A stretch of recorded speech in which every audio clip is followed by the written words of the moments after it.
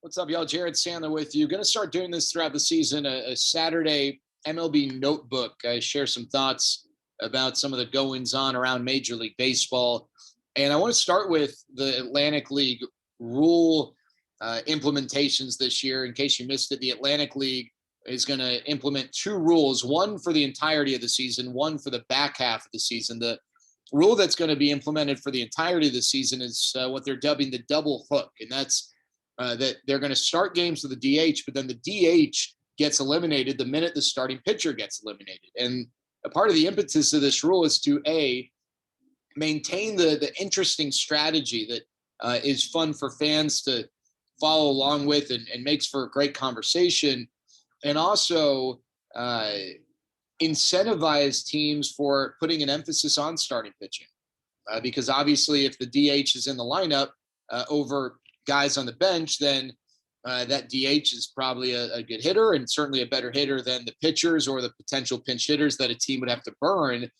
And if you have the DH, due up second in the sixth inning, do you push for the starting pitcher to get through that sixth inning? So that way that DH can continue to hit. Just imagine if a team has a guy like David Ortiz, an impact hitter who is now a DH, how does that impact the strategy? And certainly it would de-incentivize some of the opener stuff that, people feel like is contributing to part of not the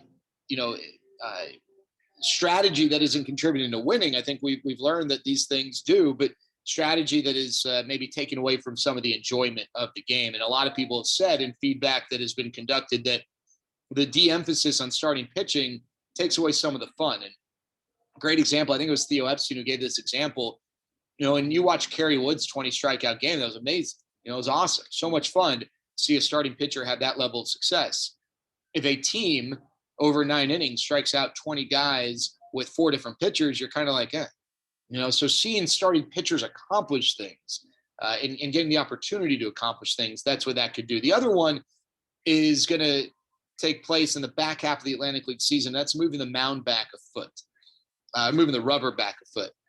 It's just something Matt Hicks and I discussed during spring training. And, I think we'd love for a lot of these things to not have to change, for baseball to maybe make some strides from an entertainment standpoint.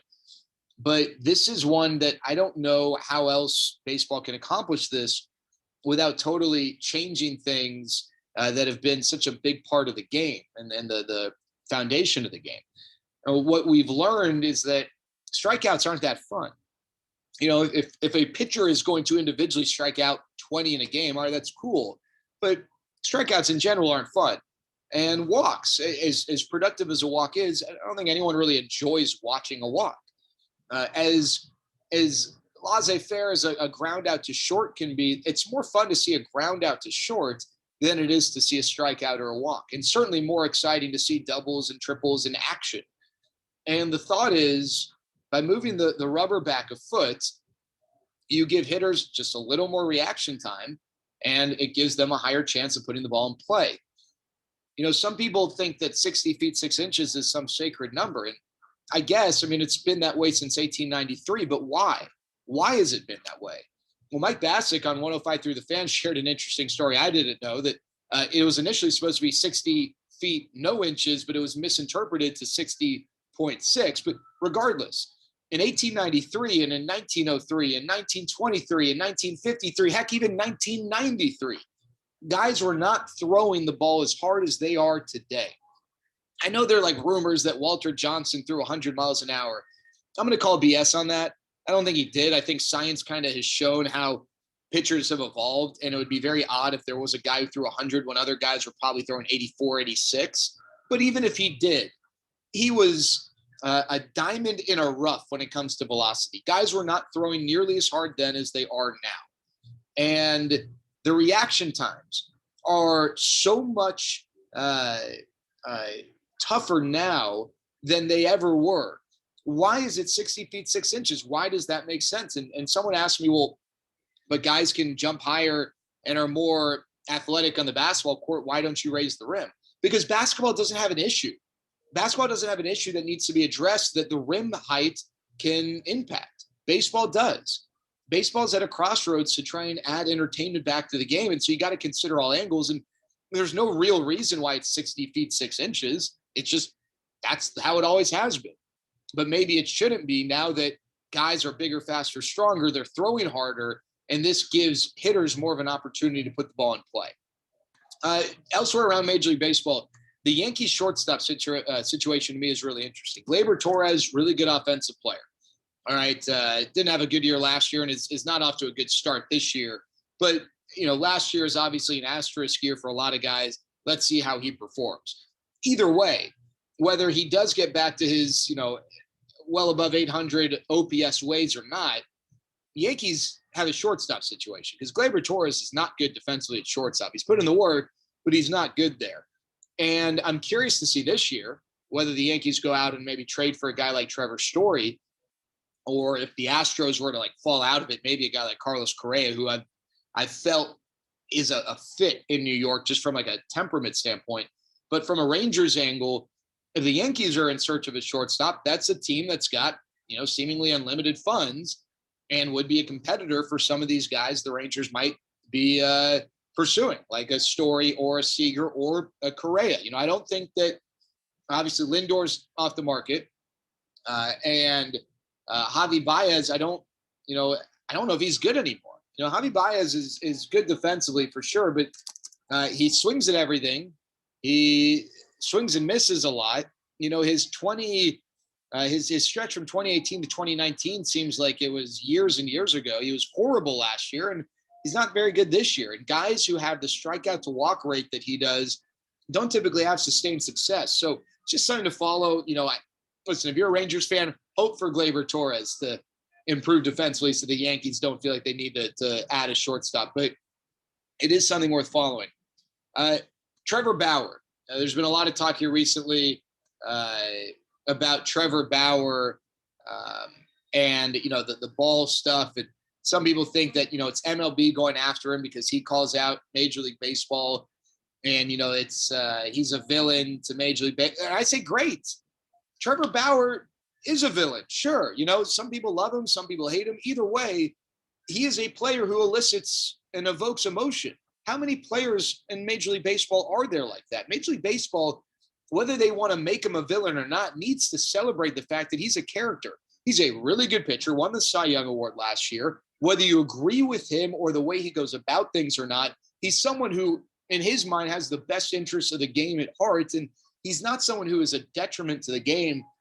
And I just think this is one area in which Major League Baseball is lacking, is the personalities, both on the hero and villain side of it. I think that that is something that Major League Baseball needs more of. And I whether you like Trevor Bauer or not, I hope people embrace the fact that he evokes some sort of emotion.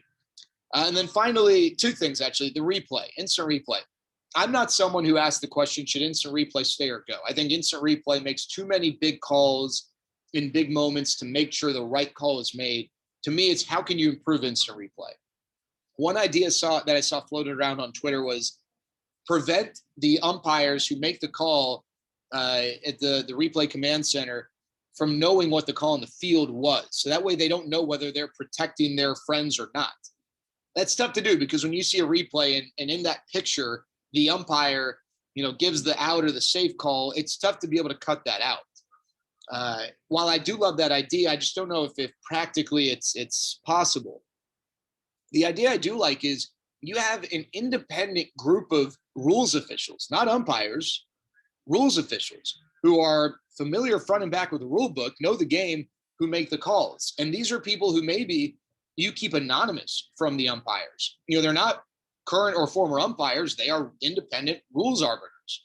And whether they are known or not, they are not people who feel a connection to defending these umpires.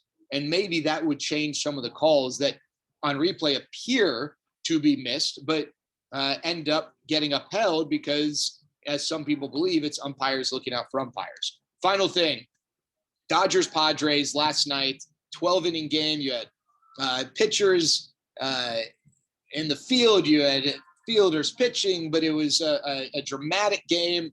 The bench is kind of cleared. It wasn't, incredibly confrontational from a punches standpoint, but you could feel the tension. You could feel the emotion. Dave Roberts after the game said it was like a playoff atmosphere. Baseball needs this. When was the last great rivalry baseball had? I know we always talk about the NL Central and how, it's just a different world over there, but we really haven't had a great Yankees Red Sox rivalry for almost 15 years now. It's kind of been watered down, and the teams haven't overlapped in great years as much. Padres, Dodgers, Southern California, they're an hour and a half, 2 hours apart. You got the defending World Series champions, the upstarts trying to buck the ways of the NL West. I don't know. Rivalries at professional level aren't like college where they last forever. They come and go. Major League Baseball could benefit greatly from a rivalry, and this is it. Dodgers Padres is the rivalry that Major League Baseball needs, and I'm really looking forward to the 18 more matchups the rest of the year, including number 2 here on Saturday. All right, that's my Saturday Major League Baseball notebook. Looking forward to doing more of these. Hope you all have a great day. Take care.